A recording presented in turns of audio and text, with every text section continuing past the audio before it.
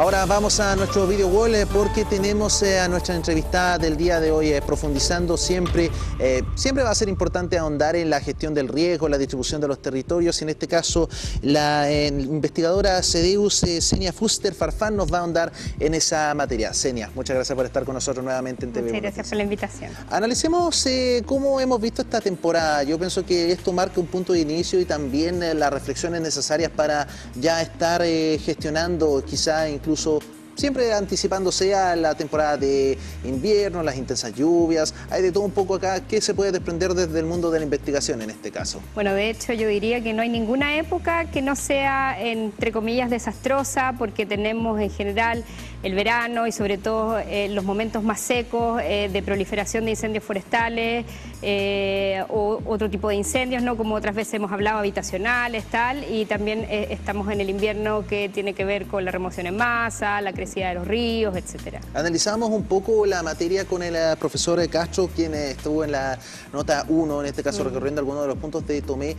Llama la atención, por decirlo menos, que hay varios puntos que nos vemos constantemente expuestos, pero es algo inevitable lamentablemente, porque la necesidad del ser humano por tener una vivienda, edificar, poder hacer estos distintas infraestructuras es algo normal, pero muchas veces acá hay algo muy particular que estoy pensando en las aluviones.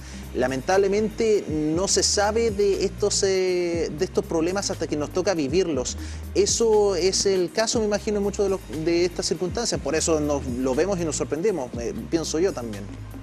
O a veces nos hacemos los sorprendidos también, porque no es tan curioso, por ejemplo, que cuando urbanizamos, por ejemplo, arriba de los ríos, de pronto nos sorprendemos que nos estamos llenando de agua cuando viene la crecida del río, porque el río recupera su cauce, por ejemplo. Entonces, sí, es verdad, y tal como señalabas, las personas siempre vamos a estar buscando un lugar para habitar, siempre idealmente de manera segura, pero también yo diría que es el rol de quienes están encargados de supervisar y ordenar los territorios que esto ocurra de manera adecuada, y como también hemos visto en el caso de Talcahuano, por ejemplo, que nos deja en evidencia cómo la infraestructura crítica, como por ejemplo hospitales, están en zonas de riesgo. Exactamente, menos mal acá tenemos un poco de apoyo. Pasemos de los aluviones, hablemos un poco de lo que se vivió durante esta jornada de fin de semana, en este caso el Cerro La U, que lamentablemente no es primera vez que tiene estos problemas ligados a los incendios forestales. En este caso un incendio que estuvo colindando ahí cerca del perímetro del Hospital Higueras y también en una de las vías que pertenecen al sector. Acá hay algo bien preocupante, porque pareciera que nadie se está haciendo responsable de estos territorios. O sea, lo que denuncian los vecinos es que le pertenece a un privado. En este caso no se sabe si Huachipato es el dueño, estoy citando al vecino, pero tampoco nadie se quiere hacer responsable, o da a entender que nadie se quiere hacer responsable. Y acá es donde se tiene que intensificar, y me imagino que la legislación va de la mano con esta materia también. Por supuesto que la legislación va de la mano, pero a veces tenemos el problema que los instrumentos, por ejemplo, de planificación territorial no están, algunas veces no existen, otras veces no están actualizados, otras veces nosotros, los municipios tienen 10 años para poder actualizar su plan regulador. ¿Qué pasa si el año 5 el territorio cambió? Yo, por ejemplo, construí un conjunto de vivienda, eso ya cambia completamente las amenazas que pueden estar adentro de un territorio. Entonces, por supuesto que aquí hay una cuestión normativa y jurídica, y además yo diría que también es algo cultural respecto a lo que mencionabas anteriormente, esto de si el territorio es mío o es de alguien, esta persona hace lo que quiere o hace lo que puede, ¿no? Y yo diría que cuando miramos en clave de desastres tenemos que pensar más allá de quién es el propietario, quién es el dueño, sino que decir, esto es una mirada territorial, que yo diría que es lo que le falta a nuestros instrumentos de planificación. A veces pensamos en una comuna, pero a veces una amenaza o el riesgo supera la escala comunal. Ahora, desprendiendo también la situación de Talcahuano, uno se preocupa, ahora voy a volver a los aluviones en este caso, de que acá, y también lo conversábamos con el profesor Castro en esa instancia de que muchas veces nosotros edificamos y también lamentablemente la naturaleza reacciona de tal manera en la cual simplemente no podemos contener. ¿Qué se tiene que hacer? Porque no es tan simple como sacar estas comunidades y reubicarlos, o sea, ya están ahí, y no olvidar que también muchos sectores que fueron construidos, ya sea villas, poblaciones, partieron siendo tomas también. ¿Qué se puede hacer con eso, con esa comunidad que ya está instalada ahí? Por favor, Senia.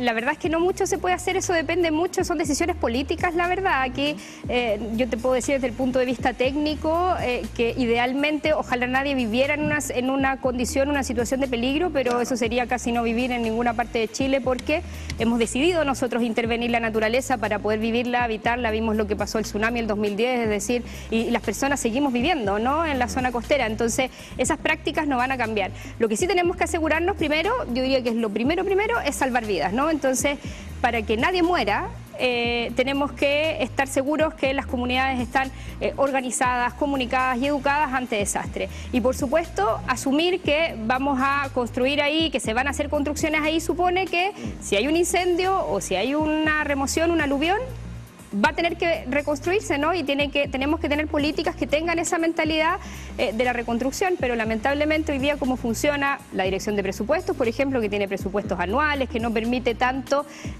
presupuestos de emergencia, a no ser que se declare excepcionalidad. Tienen que pasar muchas cosas para que eso ocurra, pero no tenemos políticas tampoco pensadas con el sentido de la urgencia y del riesgo, ¿no? Bueno, eso es importante, no se puede anticipar, solamente se puede enfrentar la situación, reaccionar ante ella, pero también ahora no vamos a pretender que yo no me considero un experto en las materias de las distintas políticas, pero sí podríamos decir que la política va de la mano con la capacidad cultural que tiene uno para responder ante este riesgo y desastre. ¿Tú piensas que esa legislación no va acorde a la realidad chilena que estamos teniendo actualmente? Lo que pasa es que también tenemos una normativa que no está pensada de manera integral, es todavía aún muy tímida, las zonas rurales no tienen estos instrumentos de planificación como las zonas urbanas no siempre se actualizan sus instrumentos de planificación, entonces en general todos los instrumentos jurídicos normativos van más lento de lo que ocurre en la realidad, y a veces nos pasa esto, que tenemos un desastre y ¿qué hacemos? Y el instrumento no está actualizado y ¿qué podemos hacer ahora?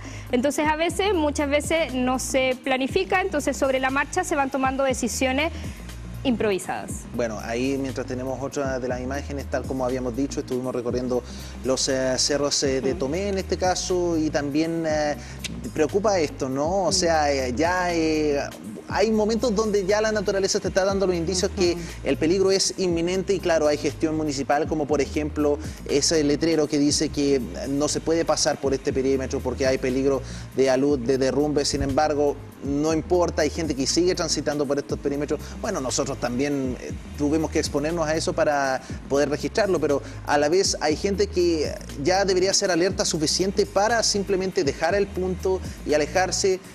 Yo pienso que también tiene que ir avalado porque hay un temor, que es perder la vivienda. ¿Cómo se puede, pienso yo, partir? La culturización es un proceso bastante complicado, pero ¿cómo piensas tú que tiene que ir este diálogo para que las comunidades entiendan de una vez este perímetro tiene este peligro de derrumbe o se ve expuesto a los incendios?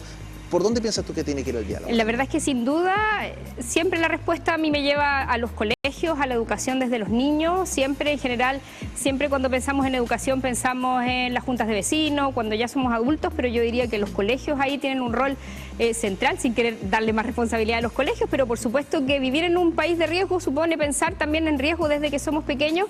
Y además, o sea, por ejemplo, si nos pensamos en esta zona de Tomé, también es una zona que es poco accesible, entonces vas caminando por ahí, a veces no tienes otra alternativa, los autos pasan con mucha velocidad, entonces muchas veces el mismo territorio tampoco, desde el municipio, por ejemplo, o desde el Ministerio de Obras Públicas, tampoco tiene la infraestructura tan adecuada como para proponerte algo distinto para que no pases por estas zonas de exposición, de peligro, etc. Bueno, ahí un poco la conversación va dirigida Ahí lamentablemente es la realidad, no se puede hacer mucho ante estos aconteceres. Claro, hay cosas que son inevitables, como por ejemplo el aumento de un caudal, una luz, pero es importante destacar de que lo importante es la culturización desde los colegios y también desde la institucionalidad. Y sobre todo porque hay muchas decisiones que son políticas, o sea, el momento en que tú decides, por ejemplo, urbanizar arriba un río, a pesar que es un privado, es una decisión política, aprobar, dar permiso, y eso hay que asumirlo también, que es lo que va a venir después. Como que lo promueve un poco en esencia. Por supuesto. Bueno, hay una crítica, también hay una evaluación. Importante saber cómo se gestiona esto ante una inminente temporada que sabemos que va a ser bastante intensa de tanto incendios como de aluviones en ese sentido. Muchas gracias, Seña, por estar con nosotros en TVU Noticias. Muchas gracias por su